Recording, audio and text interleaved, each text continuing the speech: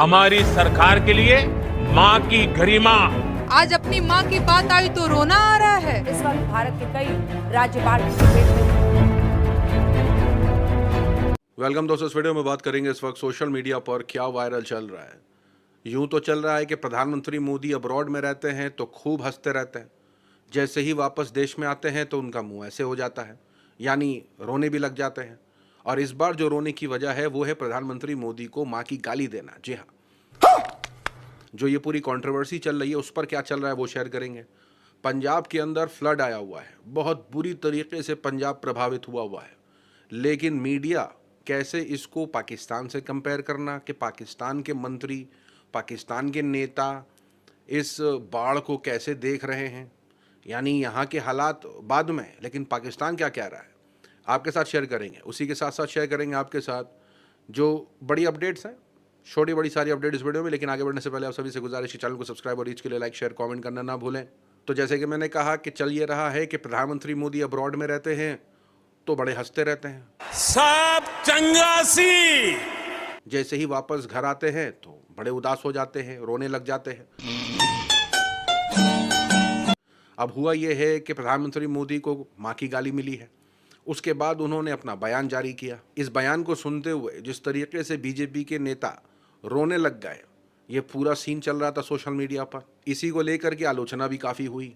नेहा सिंह राठौड़ का क्या कहना है, सुनिए। क्या हुआ साहब, आज अपनी माँ की बात आई तो रोना आ रहा है, और जब दूसरों की माँ को जर्सी गाय और 50 करोड़ की गर्लफ्रेंड कह रहे थे तो ठहाके छूट रहे थे। अरे बाप रे, ये तो धोती खोल रहा है। अब प्रधानमंत्री मोदी को सुनते हुए बिहार के बीजेपी प्रेसिडेंट है दिलीप जायसवाल, वो रोने ही लग जाते हैं। एएनआई जानबूझ करके उन्हीं पर फोकस कर रहा है। लेकिन अगर प्रेसिडेंट दिलीप जायसवाल की पुरानी वीडियोस उठा के देखें तो वो खुद कुछ इस तरीके की बातें करते थे। अच्छा, खैर वो बात जाने दीजिए।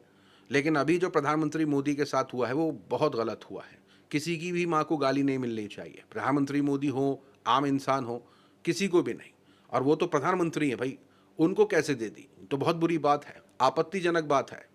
बात तो सही है। लेकिन प्रधानमंत्री मोदी का यहाँ तक तो सारे साथ दे रहे थे, लेकिन जैसे ही प्रधानमंत्री मोदी ने ये बात कही, बस होना क्या था, लोगों ने शेयर करना शुरू कर दिया। क्योंकि जब उन्होंने ये कहा कि हमारी सरकार ऐसी महिलाओं के साथ ट्रीट नहीं करती है और अपनी सरकार के बारे में तारीफें कर दी, तो लोगों ने उन्हीं के पार्टी के नेता, उन्हीं के पार्टी के स्पोक पर्सन के बयान शेयर करने शुरू कर दिए। अरे बाप रे, ये तो धोती खोल रहा है। हमारी सरकार के लिए माँ की गरिमा, उसका सम्मान, उसका स्वाभिमान बहुत बड़ी प्राथमिकता है। यहां तक कि वो कांग्रेस नेता भी सामने आ गए जिनकी मां को भाजपा के स्पोक पर्सन ने गाली दी थी, तो वो भी कह रहे हैं कि मेरी मां को भी भाजपा प्रवक्ता ने गाली दी थी। तो ये सारा कुछ जो है वो प्रधानमंत्री मोदी की मां के बारे में जिस तरीके के अपशब्द का इस्तेमाल हुआ है उसको लेकर के ये सारी कंट्रोवर्सी चल रही है। अब इस पूरी कंट्रोवर्सी में यही निकल के आ रहा है कि जो लोग प्रधानमंत्री मोदी के साथ हैं वो इस गाली की आलोचना कर रहे हैं कि प्रधानमंत्री की माँ को क्यों गाली दे दी। अगर कोई व्यक्तिगत टिप्पणी करनी है, उन पर कोई पर्सनल अटैक करने हैं तो आपको आलोचना करना है, करिए, लेकिन माँ पर क्यों जाना। बात तो सही है। लेकिन वहीं दूसरी तरफ ये चल रहा है कि प्रधानमंत्री मोदी अगर महिलाओं के इज्जत की बात करते हैं तो प्रधानमंत्री मोदी ने ही खुद कितने ऐसे बयानात दिए, तो क्या प्रधानमंत्री मोदी औरतों की इज्जत नहीं करते हैं? देखा आपने लापरवाही का नतीजा है। तो ये पूरी कंट्रोवर्सी प्रधानमंत्री मोदी की माँ को गाली देने को लेकर के चल रहा है। एक तरफ चल रहा है कि भाई प्रधानमंत्री मोदी हैं, प्रधानमंत्री है भारत के, इंडिया के, उनकी माँ पर क्यों ऐसी टिप्पणी करनी है। तो बिल्कुल ये बात बिल्कुल सही है कि क्यों किसी की माँ को गाली देनी है। और दूसरी तरफ अगर कोई इस तरीके के बयानबाजी करता है तो आपत्तिजनक तो है ही, लेकिन सवाल ये उठ रहा है कि कई ऐसे बयान निकल के आ रहे हैं खुद भाजपा नेता के, खुद प्रधानमंत्री मोदी के, जहां वो किस तरीके के कमेंट्स कर चुके हैं, इसको लेकर के भी वीडियो काफी वायरल हो रही हैं। बड़े खतरनाक लोग हैं।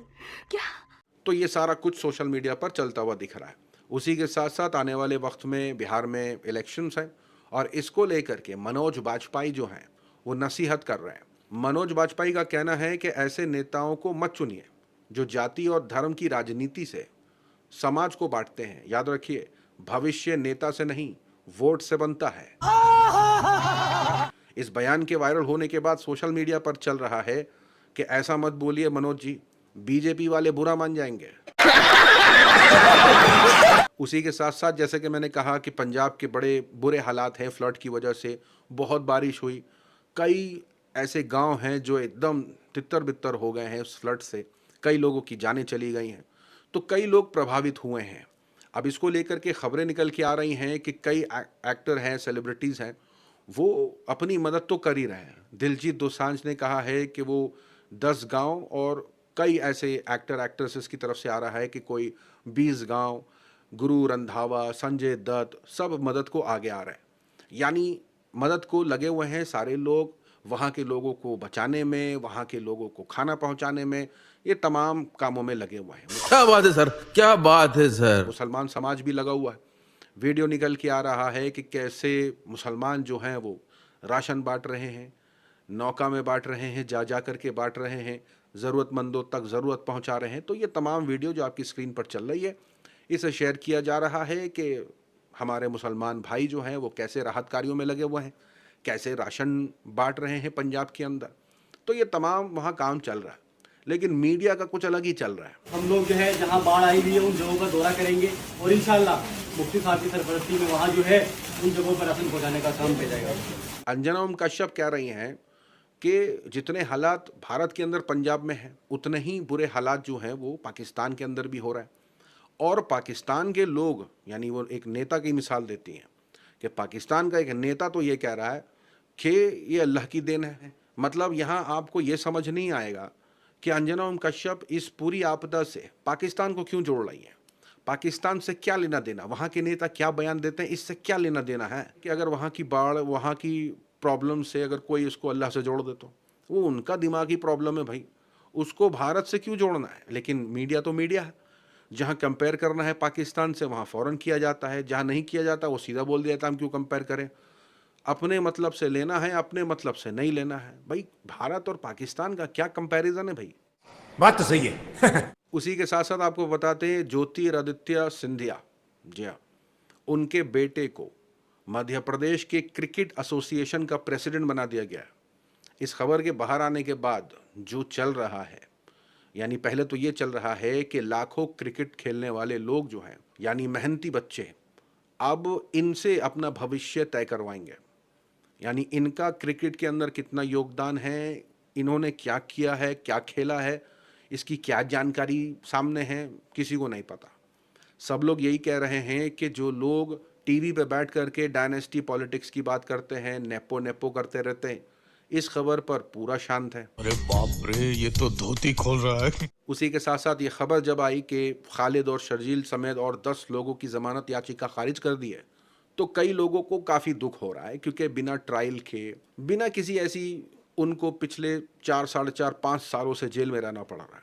यानी सवाल भी उठना शुरू हो गया है, बड़े बड़े पत्रकार, वरिष्ठ पत्रकार सवाल उठा रहे हैं कि 5 साल से ज़मानत खारिज करते जा रहे हैं, लेकिन एक ट्रायल तो शुरू करो, कम से कम पता तो चले कि गुनहगार है भी कि नहीं। यानी जेल में रहने तो सज़ा होती है ना, जेल में रहने का मतलब है कि उन्हें सज़ा मिल रही है, उन्हें किस चीज़ की सज़ा मिल रही है वही अभी नहीं पता है। बस एक कानून के तहत उनको जेल में डाल दिया गया है, और जहाँ तक के बात करें कि उनके खिलाफ क्या सबूत है, तो वो अभी इकट्ठा ही कर रही है दिल्ली पुलिस।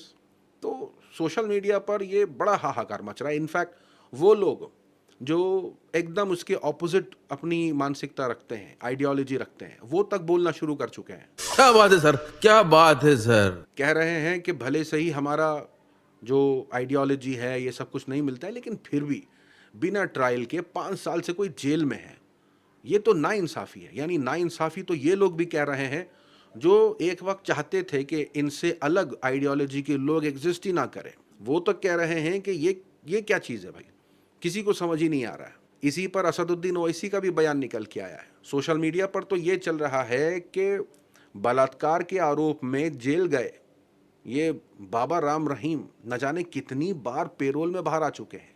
1 दिन के लिए, 10 दिन के लिए, 21 दिन के लिए, 60 दिन के लिए, 30 दिन के लिए, 40 दिन के लिए, इतने कई बार ये जेल से बाहर आ चुके हैं पेरोल के नाम पर, लेकिन विदाउट ट्रायल पिछले 4.5-5 साल से। मतलब जो जेल में, उसे भी नहीं पता वो जेल में क्यों है।